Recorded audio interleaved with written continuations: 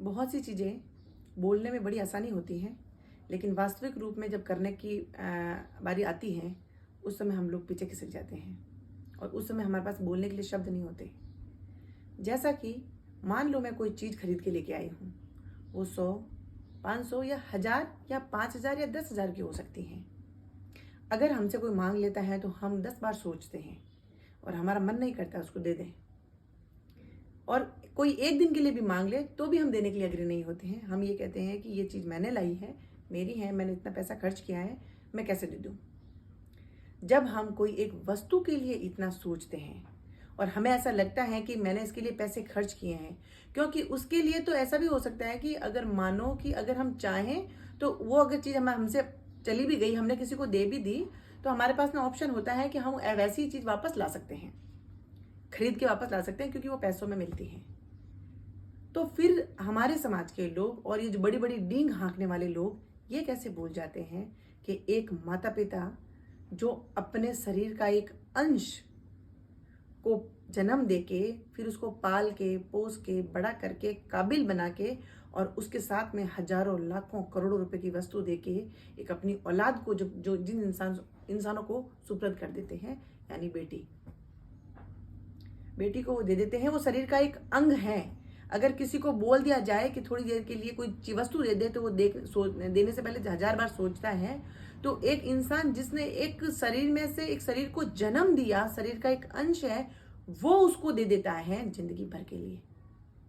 और जिस दिन वो उसको दे देता है उसके बाद में से ये समाज उसके ऊपर से हक मिटा देता है, हटा देता है कि तुम्हारा कोई अधिकार नहीं है इसके ऊपर। यानी अगर बेटी कभी वाकई बोल देती है कि भाई ऐसी ऐसी बात है, मेरे ससुराल में ये चीज होती है, तो माता पिता भी इस समाज के प्रेशर से उस बेटी को ये एहसास कराते हैं कि अब तू पराया धन है, अब वहां की परिस्थितियां जैसी भी हैं तेरे को एडजस्ट करना होगा, क्योंकि अब तू उनके लिए है, तेरा जीवन उनको समर्पित है।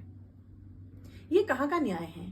और चलो मान भी लो कि ये हमारी संस्कृति है, संस्कृति मान लो परंपरा है, मान भी लेते हैं कि ये हमारे यहाँ की परंपरा है कि बेटी एक नए घर में जाती है, तो जाने के बावजूद भी तो ये चाहिए ना कि जिस घर में वो गई है हमेशा हमेशा के लिए, उस घर के लिए हमेशा ताउम्र वो उसके लिए समर्पित रहेगी, तो वहां पे उसको वैसा मान सम्मान मिले, वहां पे उसको रिस्पेक्ट मिले, वहां पे उसको वो दर्जा मिले, वो जगह मिले जिसकी वो हकदार है।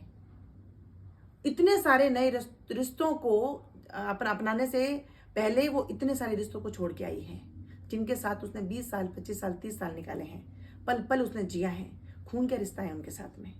और जो जिन रिश्तों के लिए जीने जा रही है उनसे तो उनका खून का रिश्ता भी नहीं है। तो क्यों ये लोग भूल जाते हैं कि किसी ने अपने शरीर का एक अंग काट के हमें दिया है और उस अंग को जिंदगी भर हम लोग यहाँ पे सदुपयोग करेंगे, दुरुपयोग करेंगे, लेकिन जिंदगी भर वो वहां पे हमारे साथ में रहेगी, हमारा काम करेगी, हमारे वंश को बढ़ाएगी, और उसको ही सम्मान नहीं मिले, उसी को वो सम्मान देने में कतराते हैं। अगर उनको बोल दिया जाए कि आपका बेटा 2 दिन के लिए किसी को दे दीजिए या किसी का काम करें, तो वो भेजते हैं? नहीं भेजते हैं। वो कहते हैं ऐसे कैसे भेज दें, तो आप भी तो किसी की बेटी लेके आए हो, तो आप ये क्यों भूल जाते हो कि वो सब कुछ छोड़ के हमारे पास में समर्पित होकर हमारे घर के लिए आई है, तो क्या वो मान सम्मान की भी अधिकार नहीं रखती है? और क्या उसको वो भी अधिकार नहीं है कि उसको वो मान सम्मान, वो रिस्पेक्ट, वो प्यार उसको मिलना चाहिए?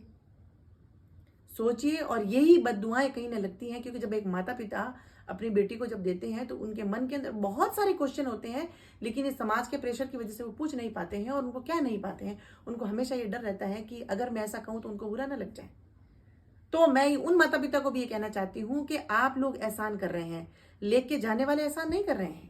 उनको तो आप एक अपना शरीर का अंग काट के दे रहे हो, क्योंकि वो उनका वंश चलाए। उनका वंश एक बेटी के बिना चलेगा नहीं, इसीलिए आप उसको बेटी दे रहे हो कि उनका वंश बढ़े। तो आपका हाथ ऊपर होना चाहिए, आपके अधिकार ज्यादा होने चाहिए। वो तो लेके जा रहे हैं, और ये तो हमारी संस्कृति रही है, हमारी परंपरा रही है कि देने वाला हमेशा ऊपर रहा है। तो कन्या दान तो आपने किया है, आपने एक दान किया है किसी को, तो दान लेने वाला बड़ा कैसे हो गया? दान देने वाला बड़ा हुआ ना। तो ये चीजें समझिए आप लोगों को।